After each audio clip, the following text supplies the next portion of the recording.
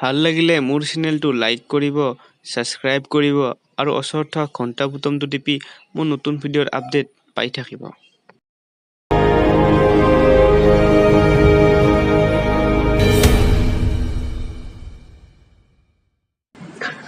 নমস্কাৰ, আপোনালোকে চাই আছে দ্য ৰিয়েল ষ্টৰী, য'ত মানুহৰ জীৱনৰ এক সঁচা কাহিনীক লৈ ৰচিত।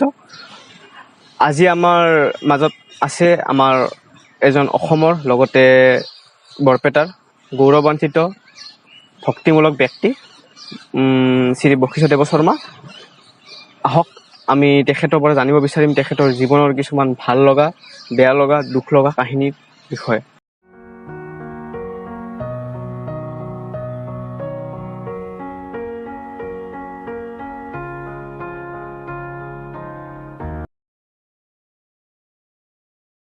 আপুনি যেতিয়া ল'ৰালি কালত স্কুল কলেজত পঢ়ি আছিল, সেই সময়ত আপোনাৰ স্কুল কলেজীয়া জীৱনটো কেনেকুৱা ধৰণৰ আছিল? আমাৰ দিনত স্কুল কলেজত পঢ়া বয়স আছিল আৰু পৰিৱেশ আছিল। আমি বৰ কষ্ট কৰি পঢ়িছিলোঁ, অকল ময়ে নহয়, সেই সময়ৰ সকলোবিলাক ল'ৰাই অনেক কষ্ট কৰিছিল।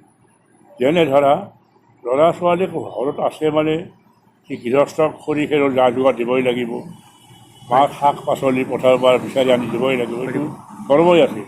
পঢ়াৰ উপৰিও এইবিলাক আমি গৃহস্থক যোগাৰ দিব লাগিছিল। গতিকে এইবিলাক কৰি উঠিও আমি স্কুল কলেজ পঢ়িছিলোঁ। তেতিয়া ইমান যান বাহনো নাছিল, বৰপেটালৈ আমি খোজকাঢ়ি কাঢ়ি যাওঁ আৰু বাৰিষা হ'লে নাৱৰে যাব লাগে, এনে অৱস্থা। বাৰিষা সময়ত আমি সুন্দৰদিয়াৰ পৰা বৰপেটালৈ আমি স্কুলত যাওঁ, আমি নাৱৰে যাওঁ। খৰালি কালত আমি লুংলুঙীয়া বাট, এই এতিয়া নগৰ চহৰ হ'ল, এতিয়া অগম্য এই ঠাই অগম্য হাবি জংঘল আছিল। বৰপেটাৰ পৰা সুন্দৰদিয়াৰ পৰা বৰপেটালৈ যাব লগাটো এজনৰ কাৰণে সম্ভৱ নাছিল। ল'ৰালি কালত 3-4জন লগ হৈ যাব লাগে, এনেকুৱা অৱস্থা আছিল। সেইদিনটো আমি গৈছিলোঁ আৰু সেই সময়ত স্কুল কলেজত পঢ়া ছাত্ৰ সংখ্যা কম আছিল কাৰণে বহুত নোৱাৰিছিল, পঢ়িব নোৱাৰিছিল। কোন স্কুলত পঢ়িছিল? মই সুন্দৰদিয়া ME স্কুলত পঢ়ি আমি সুন্দৰদিয়া হাইস্কুলৰ আমি আৰম্ভণি ছাত্ৰ। প্ৰথম ME স্কুল, তাৰ পৰা পঢ়ি যেতিয়া ME স্কুল পাছ কৰিলোঁ, তেতিয়া হাইস্কুল নাই, গতিকে বৰপেটা বিদ্যাপীঠত আৰু হাইস্কুল পঢ়িব গ'লোঁ। তাতে 2 বছৰৰ পৰা পিছত সুন্দৰদিয়াত হাইস্কুল হ'ল। আকৌ গাঁৱৰ স্বাৰ্থত আমি বাহিৰত থকা ল'ৰাবিলাকে গাঁৱৰ স্কুল ৰক্ষা কৰাৰ কাৰণে গাঁৱলৈ আহিলোঁ। ইয়াৰ পৰা মেট্ৰিক পাছ কৰিলোঁ। ইয়াৰ পৰা মেট্ৰিক পাছ কৰি উঠি মই চাকৰি পালোঁ। চাকৰি মোৰ বাঘবৰত, গতিকে মই ৰাতিপুৱাই যাওঁ বাঘবৰত স্কুল কৰোঁ। কলেজ পঢ়াটো সম্ভৱ নহয়, নৈশ শাখা আছিল, নৈশ শাখাত আমি এডমিশ্যন ল'লোঁ। তাৰ পৰা ইয়াৰ পৰা 25 কিলোমিটাৰ আপ ডাউন, 50 কিলোমিটাৰ ৰাস্তা আছিল।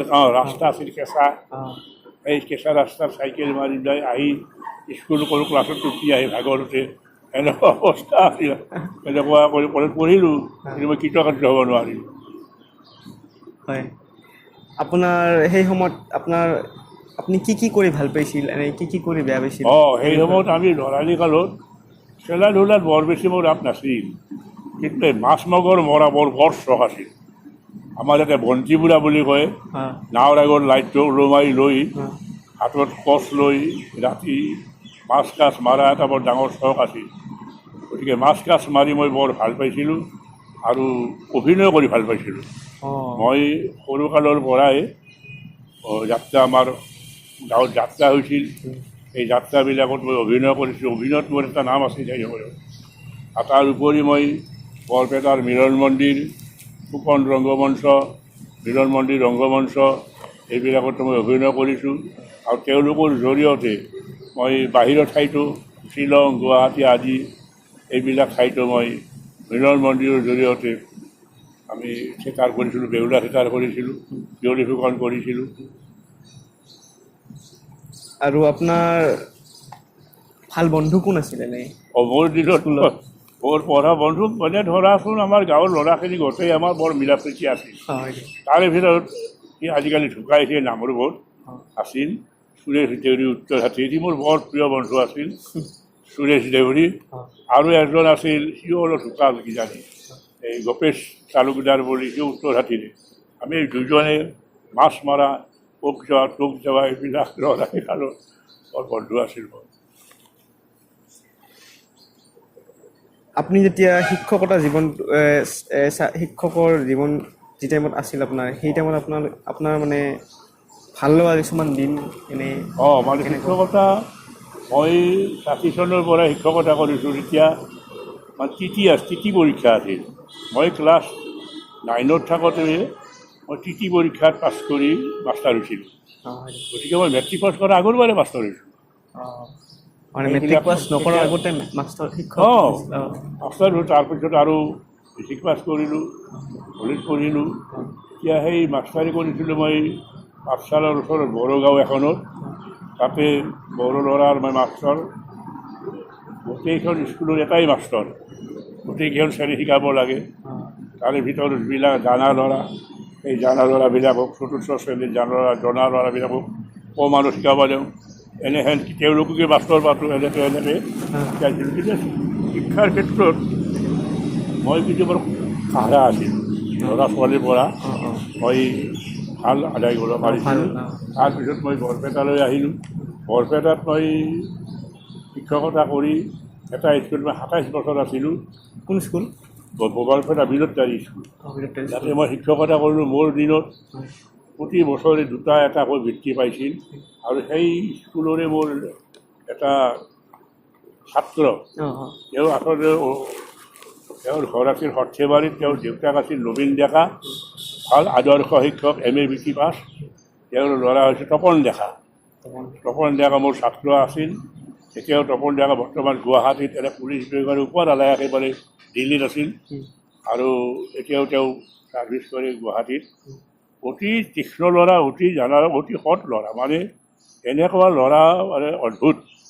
মোৰ জীৱনত তপন ডেকাক মই পাহৰিব নোৱাৰোঁ। ভাল। আৰু আপোনাৰ বিষয় কি আছিল শিক্ষকতা জীৱনত? যে আপুনি কি বিষয়ত মানে অধ্যয়ন কৰে? আমিতো শিক্ষকবিলাকে আজিকালি যি বিষয় শিক্ষক, আমাৰ দিনত বিষয় শিক্ষক হিচাপে নাছিল। গোটেইবিলাক শিকাব লাগে। অংক শিকাব লাগে, বিজ্ঞান শিকাব লাগে, অসমীয়া শিকাব লাগে। আৰু মাষ্টৰ মানে আজি গোটেই জানিব লাগে। গোটেইবিলাক আৰু সেইবিলাক হেৰি কৰিছিলোঁ আমি। শিক্ষকৰ অনুভৱ আপোনাৰ কেনেহেন ধৰণৰ আছিল? বৰ শিক্ষকতা কামটো বৰ সৎ কাম আৰু বৰ ন্যায় কাম আৰু বৰ সততা, মানৱতাৰ মাজেদি শিক্ষকতা কাম কৰিছিলোঁ আৰু বৰ সুন্দৰ জীৱন যাপন কৰিছিলোঁ।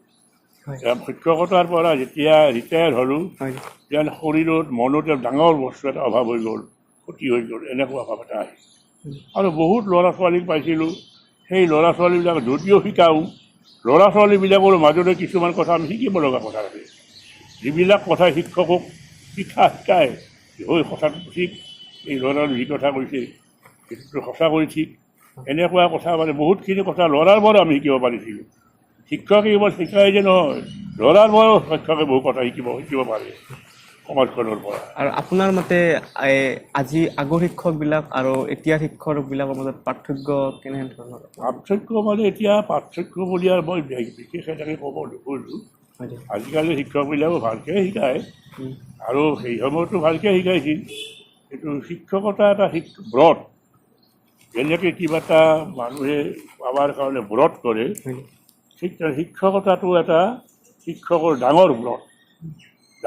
ব্ৰত পালন কৰি যেনেকৈ কিবা অলপ ভুল হ'লে ব্ৰতটো ভাঙি যায় বুলি ভাবে, ঠিক তেনেকৈ শিক্ষকতাৰো এটা ব্ৰত।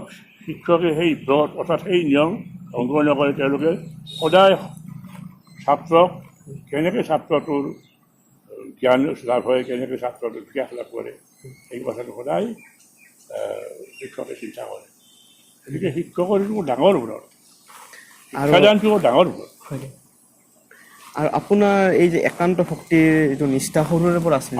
এইটো আৰু এইটো কেনেকৈ আমাৰ জন্মিছে, আমাৰ মানে মোটামুটি জন্মগত বুলি ক'ব লাগে। মোৰ জন্ম হ'ল সুন্দৰীয়া সত্ৰৰ নামঘৰৰ পানী পৰা আৰু মোৰ বাসগৃহৰ পানী পৰা ঠাই সীমা এটা। গতিকে কীৰ্তন ঘৰৰ ভিতৰত ঘোষাপদ লগাৰ পৰা, আইসকলে প্ৰসংগ কৰাৰ পৰা আমি কাঠিত বহি বহি শুনি থাকোঁ। মানে সমস্ত কথা মাতৃগৰ্ভৰ পৰাই শিকিছোঁ বুলি ক'লে ভুল নহ'ব। সৰু কালৰ পৰা আমি সেইবিলাক দেখি শুনি শুনি শুনি সেইবিলাকৰ ধাউতি হৈছিল। আৰু আমাৰ পৰিয়ালটো আছিল পৰম বৈষ্ণৱ পৰিয়াল। আমাৰ খুৰা, ককা দেউতা, খুৰাহঁত নাম গুণ কীৰ্তনৰ মাজেদি জীৱনটো চলাইছিল। আৰু আমিও তেওঁলোকৰ লগত সদায় বহিছোঁ, সদায় গীত পদ গাইছোঁ, শুনিছোঁ, আৰু তেওঁলোকে শিকালে আমিও শিকিছোঁ। এনেকৈ শিকি শিকি মানে মহাপুৰুষীয়া সংস্কৃতি যিখিনি সংস্কৃতিৰ প্ৰতি আমি বৰ আকৰ্ষিত হ'লোঁ। আৰু আজিও মহাপুৰুষৰ কলা কৃষ্টিখিনি প্ৰচাৰৰ ক্ষেত্ৰত আমি আগভাগ লৈ আছোঁ আৰু এতিয়াও শিকি আছোঁ। সেই শিকাৰ শেষ নাই, এতিয়াও কিছুমান কথা পালি আমি এতিয়াও শিকি আছোঁ। সেইটোৱে শিকিব লাগিব। আমাৰ যে সত্ৰবিলাক আছে আপোনাৰ এই বৰপেটা সত্ৰ, সুন্দৰীদিয়া সত্ৰ, আমাৰ পাটবাউসী সত্ৰ, মানে আগতে সেই টাইমত সত্ৰবিলাকত মানে কেনেকৈ স্থাপন হৈছিল, কি হৈছিল আপোনাৰ আচলতে মহাপুৰুষ শ্ৰীমন্ত শংকৰদেৱে মাধৱদেৱ যেতিয়া ঘটিয়াই আহে, হয় ঘটিয়াই আহি প্ৰথম মই নামনি অসমৰো কথা ক'লোঁ, এনেকৈ আহি মাধৱদেৱ মহাপুৰুষ বাৰাদিত থাকিল, শংকৰদেৱ সোণপুৰাত থাকিল। তাৰপিছত সোণপুৰাৰ পৰা তেওঁ কুমাৰকুছিলৈ গ'ল, কুমাৰকুছিৰ পৰা পাটবাউসীলৈ গ'ল, মহাপুৰুষ মাধৱদেৱে গণকুছিলৈ গ'ল।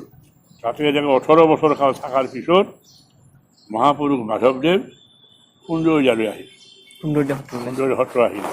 তেতিয়া মহাপুৰুষ শ্ৰীমন্ত শংকৰদেৱ নাই, বৈকুণ্ঠী হৈছিল। শংকৰদেৱ বৈকুণ্ঠ প্ৰয়াণৰ পিছত মহাপুৰুষ মাধৱদেৱ সুন্দৰীয়ালৈ আহিল।